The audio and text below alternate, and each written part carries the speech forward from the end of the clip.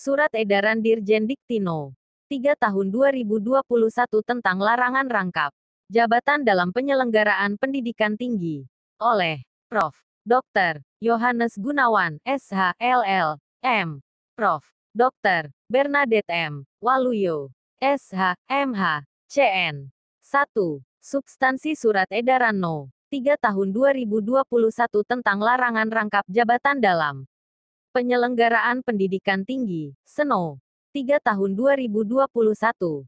Secara substansial Seno. 3 Tahun 2021 telah mengemukakan kebenaran, yaitu organ badan penyelenggara PTS, jika berbentuk yayasan terdiri atas pembina, pengawas, dan pengurus, yang mengangkat dan menetapkan pimpinan PTS, rektor, ketua, direktur, beserta jajarannya, dosen, dan tenaga kependidikan, dilarang merangkap pimpinan PTS, rektor, ketua, direktur beserta jajarannya, dosen, dan tenaga kependidikan yang diangkatnya. Demikian pula sebaliknya, pimpinan PTS, rektor, ketua, direktur beserta jajarannya, dosen, dan tenaga kependidikan yang diangkat organ badan penyelenggara PTS, jika berbentuk yayasan terdiri atas pembina, pengawas, dan pengurus, dilarang merangkap organ badan penyelenggara PTS, jika berbentuk yayasan terdiri atas pembina, pengawas, dan pengurus, yang mengangkat dan menetapkan mereka. Jika terjadi perangkapan yang dilarang, maka A. Pihak yang mengangkat dan menetapkan merangkap sebagai pihak yang diangkat dan ditetapkan. B. Pihak yang diangkat dan ditetapkan merangkap sebagai pihak yang mengangkat dan menetapkan. C. Pihak yang diangkat dan ditetapkan yang seharusnya bertanggung jawab kepada pihak yang mengangkat dan menetapkan tidak dapat dilaksanakan, karena pihak yang diangkat dan ditetapkan pada kenyataan bertanggung jawab kepada dirinya sendiri. D. Salah satu prinsip dalam Good University Governance, tata kelola perguruan tinggi yang baik, yaitu checks and balances, saling menilik dan mengimbangi, tidak dapat dilaksanakan. 2. Kekeliruan dasar hukum. Dasar hukum di dalam Seno. 3 Tahun 2021 yang digunakan untuk melarang rangkap jabatan antara organ badan penyelenggara PTS, jika berbentuk yayasan terdiri atas pembina, pengawas, dan pengurus dan pimpinan PTS, rektor, ketua, direktur beserta jajarannya. Dosen tentang perubahan UU No. 16 Tahun 2001 tentang yayasan, selanjutnya disebut UU Yayasan. Pasal 7 UU Yayasan mengatur sebagai berikut. 1. Yayasan dapat mendirikan badan usaha yang kegiatannya sesuai dengan maksud dan tujuan yayasan. 2. Yayasan dapat melakukan penyertaan dalam berbagai bentuk usaha yang bersifat prospektif dengan ketentuan seluruh penyertaan tersebut paling banyak 25%, 25% dari seluruh nilai kekayaan yayasan. 3. Anggota pembina, pengurus, dan pengawas yayasan dilarang merangkap sebagai anggota direksi atau pengurus dan anggota dewan komisaris atau pengawas dari badan usaha sebagaimana dimaksud dalam ayat 1 dan ayat 2. Berdasarkan pasal 7 ayat 1 dan ayat 3 tersebut, Seno. 3 Tahun 2021 menyatakan bahwa pembina, pengurus, pengawas yayasan dilarang merangkap sebagai anggota direksi, pengurus, dewan komisaris, pengawas dari badan usaha yang dikelola oleh yayasan. Kekeliruan fatal dasar hukum di dalam Seno. 3 Tahun 2021 sebagai berikut. 2.1. Mengkualifikasi perguruan tinggi swasta (PTS) sebagai badan usaha.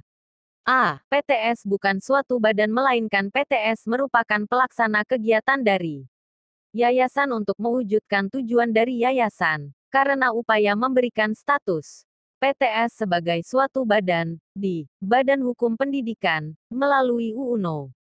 9 Tahun 2009 tentang BHP, telah dinyatakan tidak mengikat oleh Mahkamah Konstitusi. B. Jika upaya memberikan status PTS sebagai suatu badan saja bertentangan dengan putusan Mahkamah Konstitusi, apalagi mengkualifikasi PTS sebagai suatu badan usaha, tidak saja bertentangan dengan putusan Mahkamah Konstitusi tetapi terlebih lagi bertentangan dengan UU No. 12 tahun 2012 tentang pendidikan tinggi, UU Dikti. C. Pasal 1 angka 14 UU No. 7 tahun 2014 tentang perdagangan mengatur bahwa pelaku usaha adalah setiap orang perseorangan warga negara Indonesia atau badan usaha yang berbentuk badan hukum atau bukan badan hukum yang didirikan dan berkedudukan dalam wilayah hukum Negara Kesatuan Republik Indonesia yang melakukan kegiatan usaha di bidang perdagangan.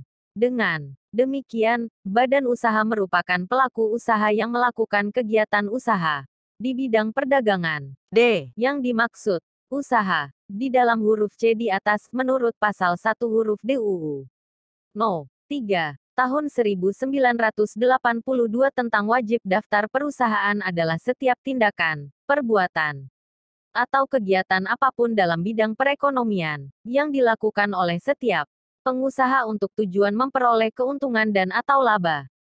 Jika PTS dikualifikasi sebagai badan usaha, maka PTS memiliki tujuan memperoleh keuntungan dan atau laba. Padahal menurut pasal 63 huruf C UU No.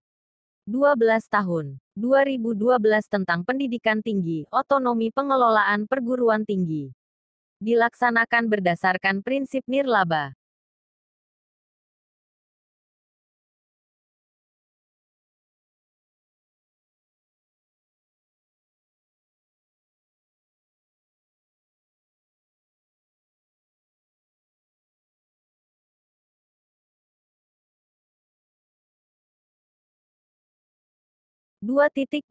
Bagan-badan menurut hukum perdata. Di dalam hukum keperdataan, badan, sebagai berikut.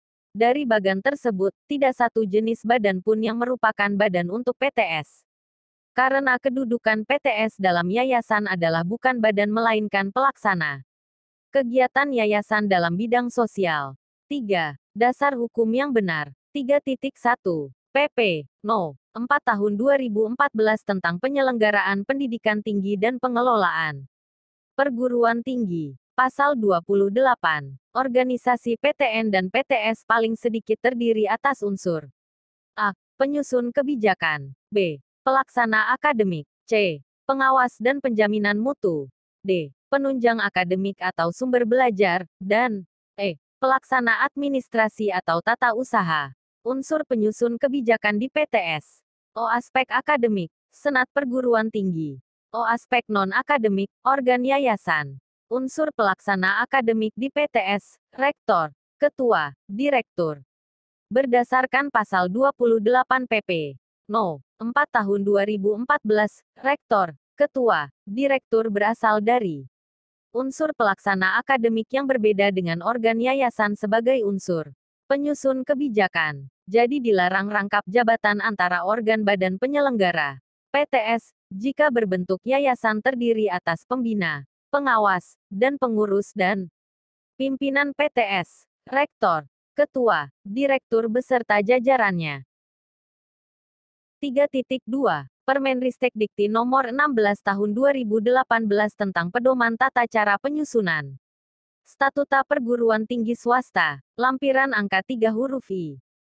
Pengaturan tata cara pengangkatan dan penetapan pimpinan organ serta pimpinan unit organisasi PTS.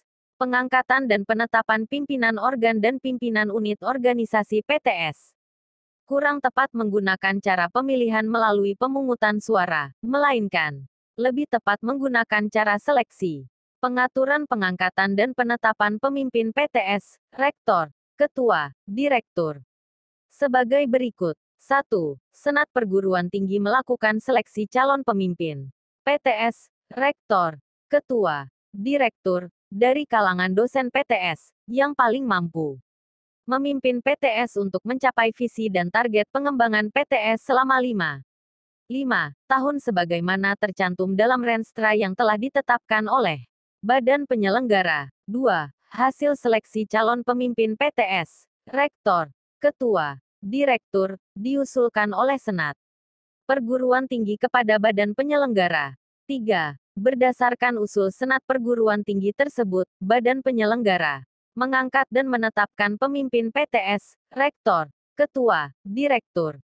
Berdasarkan lampiran angka 3 huruf I Permenristek Dikti Nomor 16 Tahun 2018 tentang pedoman tata cara penyusunan statuta perguruan tinggi swasta, rektor, ketua, direktur diangkat dan ditetapkan oleh badan penyelenggara, maka rektor, ketua, direktur harus bertanggung jawab kepada badan penyelenggara yang mengangkat dan menetapkannya. Jika rektor, ketua, direktur merangkap sebagai organ badan penyelenggara, maka berarti secara hukum rektor, ketua, direktur bertanggung jawab kepada dirinya sendiri. Karena itu, organ badan penyelenggara dilarang dirangkap oleh rektor, ketua, direktur.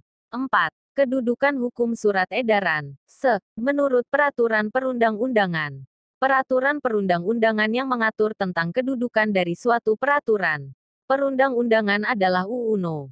12 Tahun 2011 tentang pembentukan peraturan perundang-undangan, UU PPP, UU Nomor 15 Tahun 2019 tentang perubahan atas Undang-Undang Nomor 12 Tahun 2011 tentang pembentukan peraturan perundang-undangan. A. Pasal 1 Angka 1 UU PPP.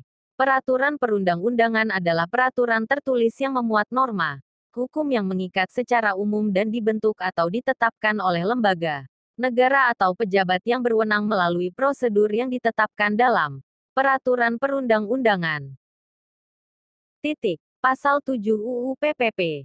1. Jenis dan hierarki peraturan perundang-undangan terdiri atas A. Undang-Undang Dasar Negara Republik Indonesia tahun 1945. B. Ketetapan Majelis Permusyawaratan Rakyat. C. Undang-Undang. Peraturan Pemerintah Pengganti Undang-Undang. D. Peraturan Pemerintah. E. Peraturan Presiden. F. Peraturan Daerah Provinsi. Dan G. Peraturan Daerah Kabupaten, Kota. C. Pasal 8 UU PPP. 1. Jenis peraturan perundang-undangan selain sebagaimana dimaksud dalam pasal 7 ayat 1. Mencakup peraturan yang ditetapkan oleh Majelis Permusyawaratan Rakyat, Dewan Perwakilan Rakyat, Dewan Perwakilan Daerah, Mahkamah Agung, Mahkamah Konstitusi, Badan Pemeriksa Keuangan, Komisi Yudisial, Bank Indonesia, Menteri, Badan, Lembaga, atau komisi yang setingkat yang dibentuk dengan undang-undang atau pemerintah atas perintah undang-undang. Dewan Perwakilan Rakyat Daerah Provinsi, Gubernur, Dewan Perwakilan Rakyat Daerah Kabupaten, Kota, Bupati, Wali Kota, Kepala Desa atau yang setingkat. 2. Peraturan perundang-undangan sebagaimana dimaksud pada ayat 1, diakui keberadaannya dan mempunyai kekuatan hukum mengikat sepanjang diperintahkan oleh peraturan perundang-undangan yang lebih tinggi atau dibentuk berdasarkan kewenangan. Titik. Pasal 7 UU PPP. 1. Jenis dan hierarki peraturan perundang-undangan terdiri atas A. Undang-Undang Dasar Negara Republik Indonesia tahun 1945. B. Ketetapan Majelis Permusyawaratan Rakyat. C. Undang-Undang. Peraturan Pemerintah Pengganti Undang-Undang. D. Peraturan Pemerintah. E. Peraturan Presiden. F. Peraturan Daerah Provinsi. Dan G. Peraturan Daerah Kabupaten, Kota. C. Pasal 8 UU PPP. 1.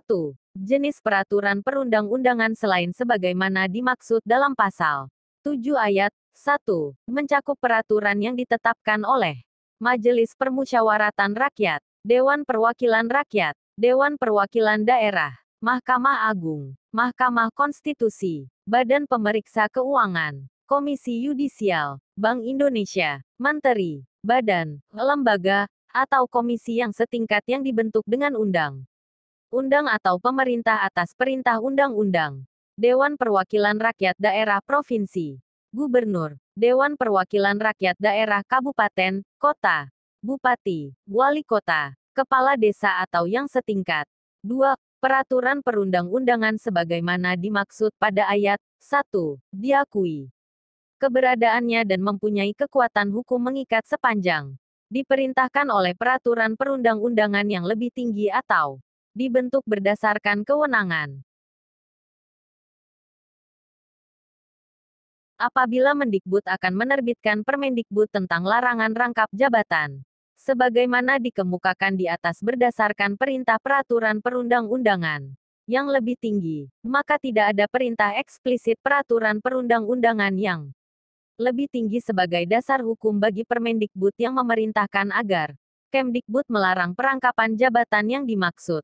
Dengan demikian, satu-satunya jalan adalah Mendikbud berdasarkan kewenangan untuk menyelenggarakan urusan tertentu pemerintahan sesuai dengan ketentuan peraturan perundang-undangan. Pasal 8 ayat 2 UU PPP dapat mengatur larangan rangkap jabatan antara organ badan penyelenggara PTS jika berbentuk yayasan terdiri atas pembina, pengawas dan pengurus dan pimpinan PTS, rektor, ketua, direktur beserta jajarannya, dosen, dan tenaga kependidikan. Larangan rangkap jabatan yang dimaksud dapat diatur dengan penggantian Permenristek No. 16 Tahun 2018 tentang Pedoman Tata Cara Penyusunan Statuta Perguruan Tinggi Swasta menjadi Permendikbud. Bandung, tanggal 1 April tahun 2021.